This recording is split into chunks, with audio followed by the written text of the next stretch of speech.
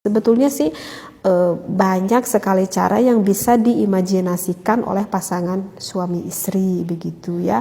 Mau mau gaya silang gitu ya, gaya silang itu gaya cross seperti itu, ataupun mau woman on top. Woman on top itu biasanya perempuan yang lebih banyak bergeraknya gitu, karena posisi wanita itu istrinya itu berada di atas suami. Nah, tetapi untuk woman on top ini ada pembahasannya khusus nanti di dalam kitab Fathul Izar, dan juga di dalam ada juga saya pernah baca di dalam kitab Qurratul Uyun, tapi nggak akan saya bahas untuk kali ini begitu ya. Jadi itulah inti yang saya bacakan ayat ini ya, fa'tu harsakum anna syi'tum itu. Jadi kita nggak perlu ham-ham lagi bagi seorang muslim, mau dengan cara apapun, mau sitting, mau doggy style gitu ya. Jika suami istrinya merasa senang melakukan hal itu, ya silahkan, tidak ada larangan di dalam agama Islam.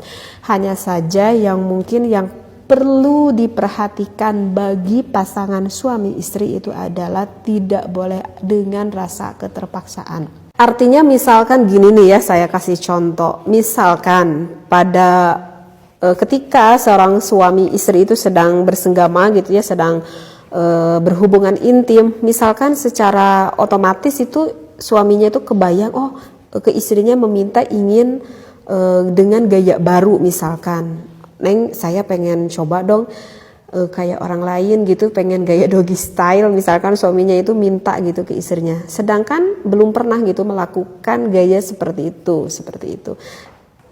Suaminya meminta misalkan kepada istrinya gitu ya, ujuk-ujuk minta aja gitu. Nah, ketika mau mencoba, tetapi kok istrinya merasa, karena mungkin belum pernah coba juga, kok istrinya merasa kelihatan gak nyaman gitu, dan istrinya merasa seperti yang kesakitan misalkan, karena memang belum pernah nyoba dengan gaya seperti itu. Nah, jika seorang suaminya tuh melihat ada gerak ataupun ada gelagat istrinya yang merasa nggak nyaman, itu udah nggak boleh diteruskan seperti itu gitu. Jadi bagi suami jangan sampai egois gitu, yang ingin merasa senang sendiri, yang ingin hasratnya terpuaskan enaknya sendiri, itu nggak boleh gitu.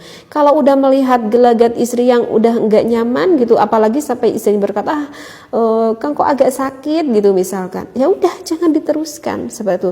Karena kalau misalkan diteruskan secara keterpaksaan, nantinya ujung-ujungnya bukan suatu kenikmatan ataupun keindahan di dalam berhubungan intim tersebut, seperti itu. Nah, tetapi bukan berarti tidak didiskusikan. Apakah harus kita mendiskusikan seorang suami istri maaf yang lebih membahas tentang berhubungan gitu ya, artinya ya berjima gitu ya, harus, apapun itu harus dikomunikasikan dengan baik gitu ya.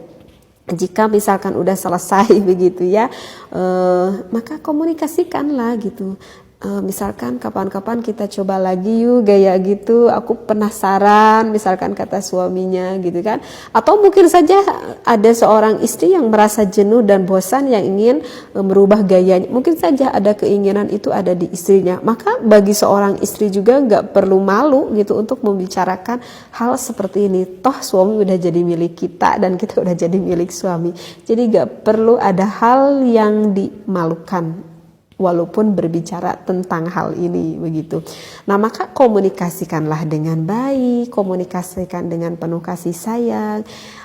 Ada keinginan dari seorang suami ingin membahagiakan istri, ada keinginan dari seorang istri ingin membahagiakan suami gitu. Walaupun awalnya tadi istrinya merasa gak nyaman, jika dikomunikasikan dengan baik, insya Allah maka akan ada jalannya. Jalannya bagaimana? Ya jalannya dengan komunikasi itu, dengan komunikasi yang baik itu, maka nanti pasti akan ada solusinya gitu ya.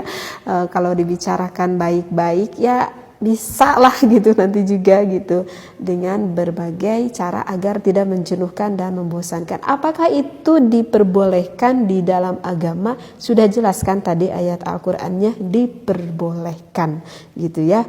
Jadi sekali lagi, bagi seorang istri gak boleh egois, bagi seorang suami juga sama, gak boleh egois. Jadi jangan mau senang sendiri, tetapi harus senang bersama-sama. Mudah-mudahan apa yang saya sampaikan keterangannya ini ada di dalam kitab Fathul Izar, bahkan langsung ayat Al-Quran. Mudah-mudahan bisa difahami dan besar manfaat, lebih khusus bagi pasangan suami istri. Wallahu a'lam wa billahi taufiq wal hidayah. Wassalamualaikum warahmatullahi wabarakatuh.